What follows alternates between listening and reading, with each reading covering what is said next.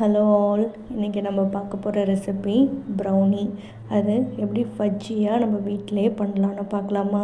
First இதுக்கு எல்லாத்துக்குமே measurement ரொம்ப முக்கியம்.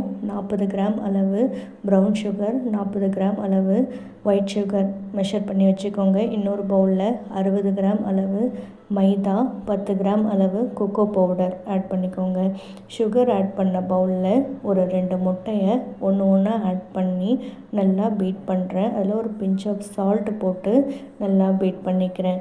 சுகர் நல்லா கரையணும். கரைஞ்சதுக்கு அப்புறமா ஒரு டீஸ்பூன் அளவு வெண்ணிலா எசன்ஸ் ஆட் பண்ணுறேன். நான் புஷ் பிராண்டோடைய வெண்ணிலா எசன்ஸ் ஆட் பண்ணி நல்லா பீட் பண்ணுறேன்.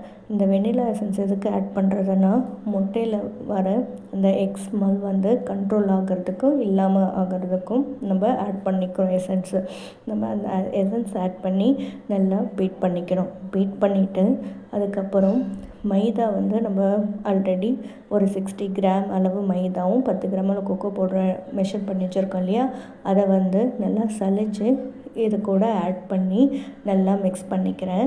மிக்ஸ் பண்ணிவிட்டு ப்ரௌனினாலே நல்லா ஃபஜ்ஜியாக சாக்லேட்டி ஃப்ளேவர் இல்லையா, அதனால் இதுக்கு நான் டார்க் காம்பவுண்ட் ஒரு 190 கிராம் அளவு டார்க் காம்பவுண்டும் 80 கிராம் அளவு பட்டரும் டபுள் பாயிலிங் மெத்தடில் நல்லா மெல்ட் பண்ணி வச்சுருக்கேன். அது சூடு நல்லா குறைஞ்சதுக்கு அப்புறமா இந்த மிக்ஸ் பண்ணிவிட்டு ஒரு பட்டர் ஷீட் போட்டு நான் ஆல்ரெடி ஒரு 7 இன்ச்சு வச்சுருக்கேன். 7 இன்ச் டின்னு அதில் இந்த கலவையை ஊற்றி ஏர் பபிள்ஸ் இல்லாத அளவுக்கு நல்லா டேப் பண்ணிவிட்டு இது ப்ளெயினாகவும் நம்ம பேக் பண்ணோன்னா ப்ளெயின் ப்ரௌனியாக இருக்கும். இது மேலே டாப்பிங்ஸ்க்கு நான் பாதாமும் ஒயிட் சாக்கோ சிப்ஸும் ஆட் பண்ணி நான் பேக் பண்ணி எடுத்துக்கிறேன்.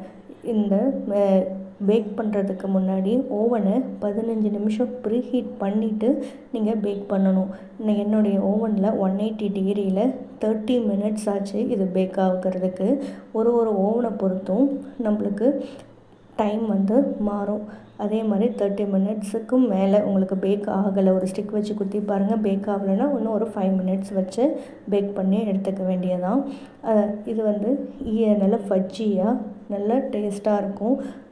இந்த பீஸ் போடுறதுக்கு முன்னாடி நல்லா ஆறுனதுக்கு அப்புறமா பீஸ் போடுங்க. அப்போ தான் ப்ரௌனி உடையாமல் வரும். நல்லா ஃபஜ்ஜியான ப்ரௌனி செஞ்சு பாருங்கள், ரொம்ப டேஸ்ட்டாக இருக்கும். தேங்க்யூ.